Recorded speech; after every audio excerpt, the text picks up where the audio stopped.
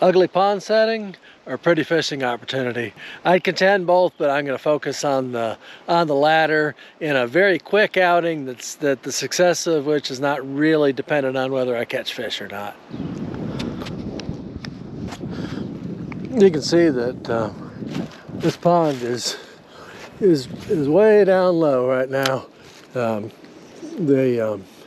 It's a pond they've had some trouble with the water control structure, and it's been kind of subject to flooding more of the area than it's supposed to be. And it's on a technical college campus where people go out to walk, and there's areas that just get really boggy that aren't really supposed to be part of the pond. And my understanding is they're doing some work on the spillway right now, and that's why the pond is so low. And to me, it opens up a great opportunity in a couple of different ways. The first, and I guess the most obvious, is from a fishing standpoint. Fish only have so many places to go. I mean, it's not a very big pond anyways, and it's probably down to close to, I don't know, at least a third of its surface area is gone, maybe close to half, and I can pretty well cast all the way across the pond.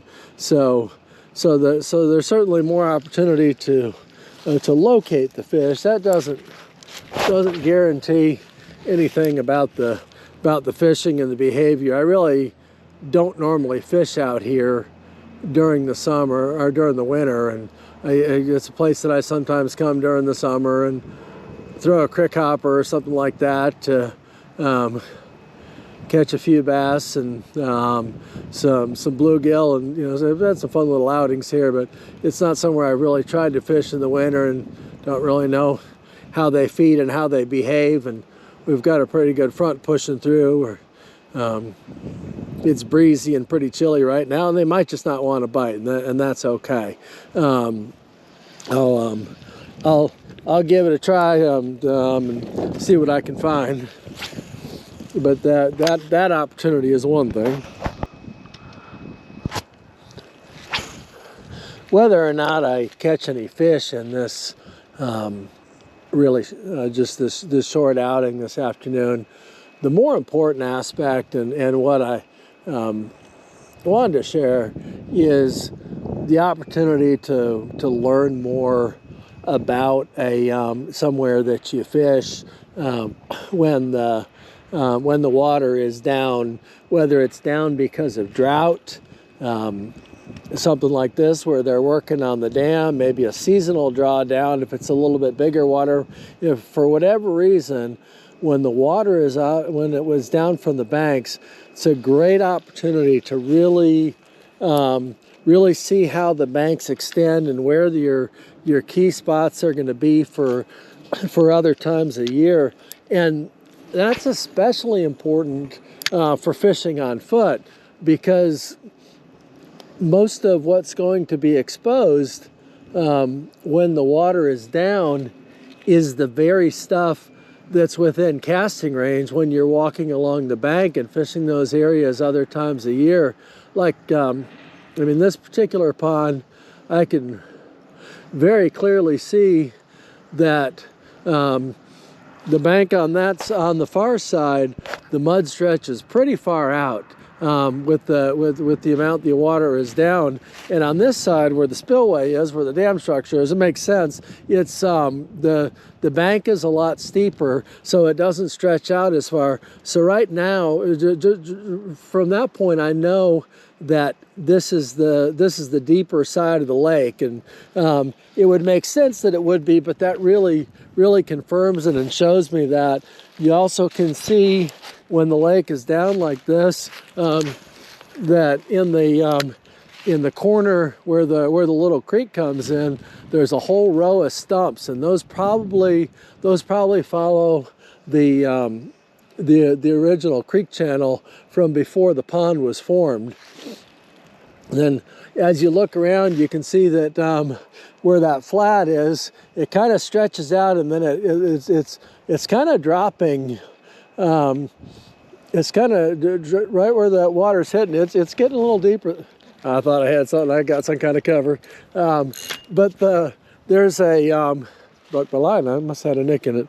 There's some kind of there's a little bit of a drop off out there, and that's just going to be maybe half a cast away. So when I'm out here fishing when the water is full, the fish aren't necessarily going to be right on that bank. There's a little bit of a drop, and then there's a flat, and then it drops again. So out a little ways out is actually going to be more of a key zone. And wherever you're fishing, that situation, the specific things are going to be a little bit different.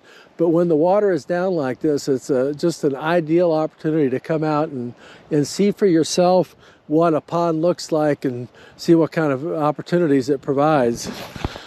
I have moved down the bank just a little bit and try stepping down here and fishing a little bit. And see, there's those stumps that I was talking about that are really stretched all through here, and you've got a little flat coming out there, and then it's kind of dropping down a little bit deeper, and there's this bush that's in that normal levels would be out in the water. That would actually be, if you look between that bush and where the normal water level would be, that'd be a great little hiding spot among these roots and everything for bass or bluegills or anything else. And you might see just a little bit of that sticking out, or maybe not even any of it. So that's the kind of thing that's important to pay attention to if you get an opportunity to see a pond or a lake or somewhere where you fish when the water is down.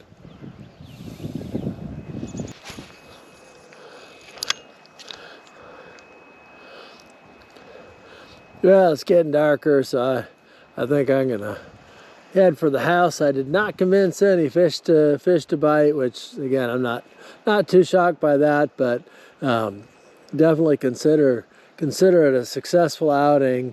I fished this, been out here lots of times and fished this pond several times, but never really stopped when the water was down to pay attention to what things looked like, and just fishing it for a little while, really taking note of how things sit and where the drops are and where the cover is. I even took a few pictures from different angles that I can come back and reference when the water is back up and compare to the landmarks along the bank, so I know exactly where some stuff sits, and hopefully that'll result in catching more fish on another outing.